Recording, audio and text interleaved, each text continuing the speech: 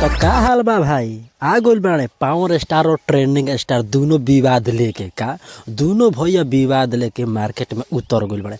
काहे कि आजे ही गाना में 6:30 बजे खेसारी भाई के रिलीज भइल हो आ 7:30 बजे पावर स्टार पवन भैया के।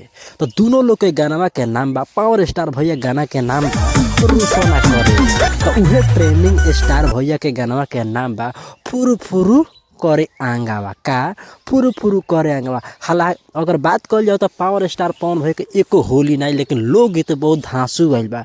आ एने देखल जाओ ट्रेंडिंग स्टार के तो इनको में जोड़ा नहीं है। अगर आजे देखी केकर पावर का बा आ केकर नहीं है। दोनों लोग के देखल जाओ अगर मार्केट में तो का बा। अगर फीमेल सिंगर के बात कल जाओ तो दोनों लोग में दोनों जाना में ट्रेंडिंग स्टार और पावर स्टार में शिल्पी राज काम कैले बाड़ी। क्या शिल्पी राज गइले बाड़ी। अगर मॉडल के बात कल जाओ तो उहे मॉडल बाड़ी के तो वनु द ग्रेट खेसारी लाल यादव में और पावर स्टार में उहे के तो चांदनी सिंह। तो दोनों लोग के आज देखे के बा कि पावर केने का बा आ केकर गाना सबसे पहले ट्रेंडिंग पे जाता, केकर व्यू के मामला में क्या होता।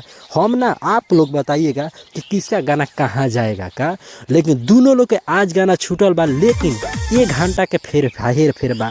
पहले खेसारी लाल यादव के ओकरा बाद में पावर स्टार के गाना छूटल बा। तो देखो तानी दोनों लोग के गाना कहाँ जाता। अगर जो दोनों लोग के फैन हमारे चैनल को सब्सक्राइब कर ले कोई, ताकि हर अपडेट रउआ लोग के हम बताते रहिला आ बताते रहब हमेशा।